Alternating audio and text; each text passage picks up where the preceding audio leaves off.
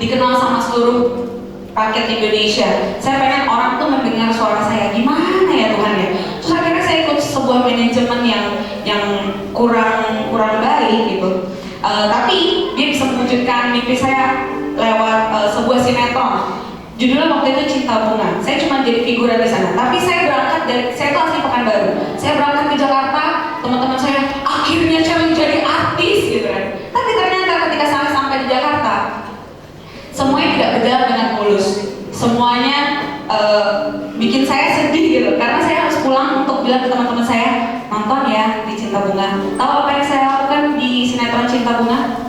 Ketika ada Chico Jericho dan BCL ya Om Jadi, pokoknya mereka berdua yang jadi pemeran utamanya. Mereka bertanya, anak saya di mana? Ceritanya anaknya lagi sakit. Saya menjadi suster di sana dan saya cuma jawab di sana. Dan habis itu scene saya selesai. Saya jauh-jauh dari Pekanbaru ke Jakarta, saya cuma dapat di sana.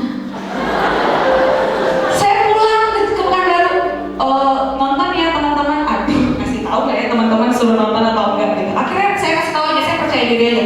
Udah pokoknya nonton ya tanggal segini jam segini. Terus ternyata saya pikir kalau misalnya udah di tag pasti ada nongol di TV. Ternyata saudara-saudara, jangankan di sana, muka saya lewat aja nggak ada saudara-saudara. Itu bikin saya sedih banget. Saya sampai kayak homeless. Saya akhirnya selesai dari SMA, saya masuk kuliah. Saya pikir, udah nggak mau nyanyi lagi, udahlah pelayanan aja di gereja gitu kan, biar Tuhan yang dengar suara saya. Tiba-tiba ada audisi katanya. Waktu itu lagi zaman boyband girlband. Terus tiba-tiba karakternya oriental, gue banget oriental ya kan. Terus bisa nyanyi, bisa dance, dari kecil udah nyanyi, udah ngedance. Terus usianya ya pas lah, gak usah disebutin usia saya, nanti kok Jason gak enak soalnya. Terus katanya harus cantik. Saya cantik gak sih? Dibilang cantik, puji Tuhan ya, dibilang cantik ya udah. Terus ternyata lokasi castingnya itu ada di dekat rumah saya. Rumah saya itu di Kelapa Gading, sekolah saya di Cikarang. Itu jauhnya nauzubillah, jauh banget. Terus tiba-tiba saya ikut audisi, semua yang datang ke audisi itu cewek-cewek cantik, mulus, tinggi, 168 cm dan lain-lain. Ketika saya isi di situ, ada tinggi badan dan berat badan, semuanya 160 ke atas. Saya bilang, tuh kenapa saya bohong ya? Nanti kalau misalnya tinggi saya cuma 158, saya nggak langsung diterima. Tapi udahlah, 158. Akhirnya saya masuk dan saya diterima jadi Cherrybelle. Dan berkat pertolongan Tuhan, saya dikenal seluruh rakyat Indonesia. Tepuk tangan dulu buat saya. Tapi 5 tahun saya berjalan dengan Cherrybelle bersama teman-teman saya. Banyak yang udah kita laluin, kontrak sudah selesai, hidup saya menjadi abu-abu lagi. Tuhan, kuliah sih udah selesai Tuhan. Tapi setelah kuliah saya hanya menyanyi. Saya kalau ditanya orang, jawabannya cuma istimewa Tuhan. Saya nggak tahu apa-apa lagi Tuhan. Terus banyak produser karena tahu saya keluar dari Cherrybelle, Charlie leadernya, gue mau dong produserin lo bla bla bla bla. Tapi kok hatinya kayak nggak pengen gitu ya. Akhirnya saya dipertemukan sama Cici Grace, pelatih vokal saya. Dia ngajakin saya buat pelayanan lagi. Saya merasa saya tidak abu-abu lagi. Saya merasa saya kayaknya bisa menjadi berkat buat teman-teman yang lain. Dan saya ketemu sama produser gila. Produser ini ada tepat di belakang saya. Tepuk tangan buat Ko Jason dong. Kita cuma ketemu ya Ko Jason ya waktu itu di salah satu acara gereja ya. Iya di Solo sudah. Kenapa kamu bisa gila mau memproduserin saya? Begini, Charlie ini kan jarang pelayanan. Dari dia ngomongnya ketemu sudah. Saya waktu ketemu dia, saya pikir image Cherrybelle tuh yang halo. Pas ketemu, wah! Ini macam gila tuh apa bisa ya? Kamu diantar dong sini. Dan akhirnya ternyata waktu saya kenal Chris ini manajernya, ini anak punya sesuatu. Saya pikir kan Cherrybelle itu ya udahlah, maaf ya, suaranya yang udah seperti dor gitu ya. Dan akhirnya waktu dia nyanyi saya sampai shock, buset. Ini suaranya bukan suara Cherrybelle, ini suaranya mantap seperti itu. Dan akhirnya saya ngomong sama manajernya, coba deh, karena saya serap hatinya juga tulus untuk Tuhan, gak aneh-aneh. Saya pikir saya coba kali saya mau coba naikin salah satu mantan pentawannya girl band. Siapa tahu jadi berkat. Dan akhirnya saya nekat, saya hubungin bos saya, boleh nggak pegang satu anak mantan girl band? Siapa? Cari Pelek. Dan akhirnya saya ambil dia dan saya masukin ke albumnya Grisia yang terbaru. Dan semoga jadi berkat buat kita semua. Amin. Semoga jadi berkat. Jadi sekarang kita nyanyi ya, Pak ya? Iya, nyanyi. Semoga aku bisa menjadi berkat lewat ujian. Amin. Hari ini kita mau nyanyi lagu Pertolonganmu yang Citra populerkan. Karena Citranya nggak ada, diganti sama Citro, saudara. Mau cicip?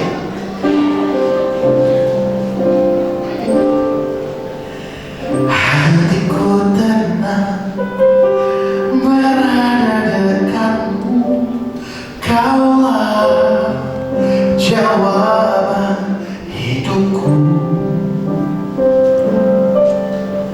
Hatiku tenang berada dekatmu, kau yang pelihara hidupku.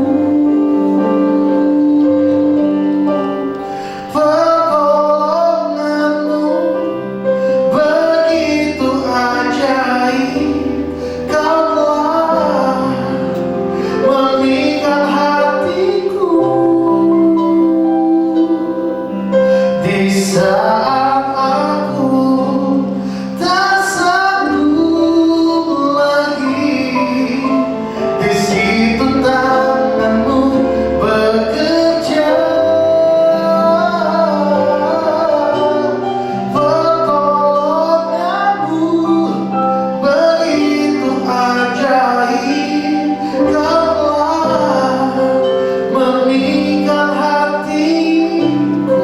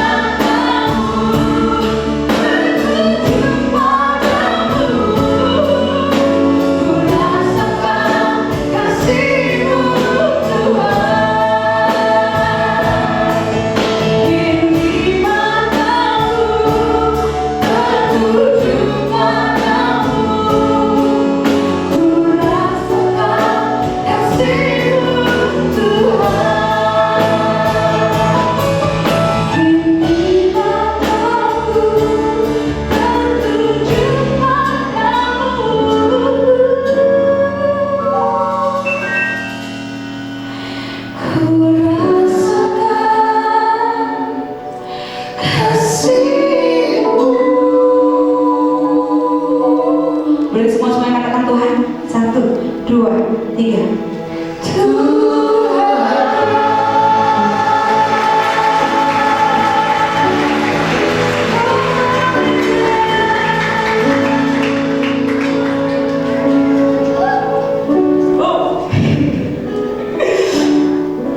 Deg-degan ya, ternyata lebih deg-degan kalau nyanyi di gereja daripada nyanyi di 1000 mata orang di lapangan. Ya, tapi yang seperti saya bilang tadi, saya bisa berada di sini, bahkan saya bisa sampai ke Ambon ini. Semuanya itu nggak luput dari support vokal coach saya sekarang. Saya minta vokal coach saya, Ci Grace, naik ke atas bersama-sama dengan kita berdua di sini. Oh, kita banyak. Ramean. Kita tepuk tangan dong buat Ci Grace. Jadi saudara yang bisa bilang koordinator Hong Kong, betul ya? Oke, mungkin ada perkenalan sedikit ya. Iya, perkenalan Cici. Perkenalan? Iya. Oke, shalom. Aduh, benar ya kalau dari atas tuh beda rasanya ya. Beda. Aduh, saya mengenal Cherry. Tunggu, semuanya lihat kan rambutnya warna apa? Ini adalah anak dalam anak Tuhan pun harus funky tapi holy. Tuhan jamah Ci Grace Tuhan. Benar-benar. Dijamah dong pastinya. Oke, jadi sebelum kita nyanyi, oh jadi nanti nyanyi bareng kan dangdut katanya. Nggak mau bareng. Nggak mau bareng.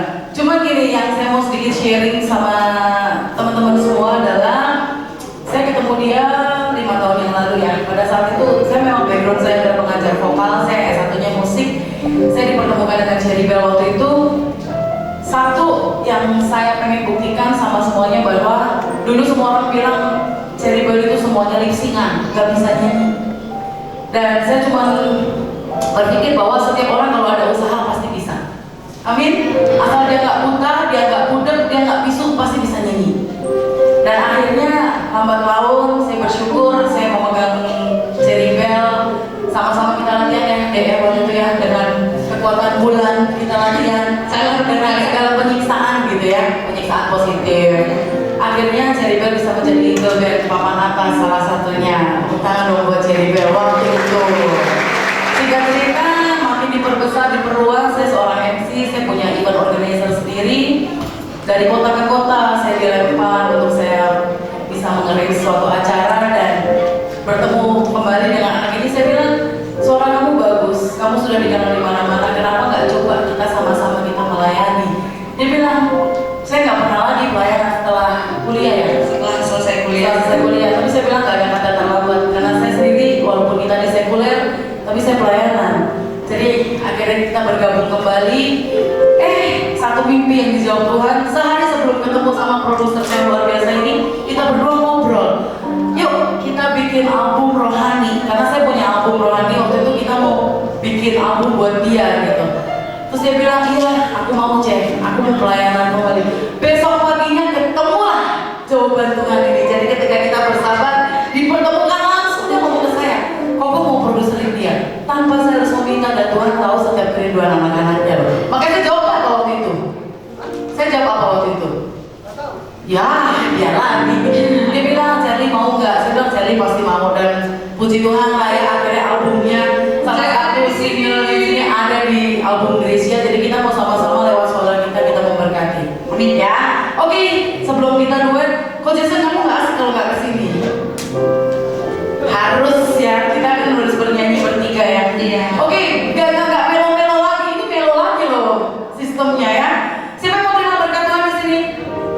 Kalau mau terima berkat biasanya sumringah. Cita-cita tak bilang apa, Bapak Ibu? Cita-cita tak bilang apa? Nggak usah pura-pura apa-apa di sini. Cita-cita tak bilang apa? Sakit. Sakitnya tuh di sini anak Tuhan nggak ada sakit. Saya minta G minor kan? Berkatnya tuh di sini.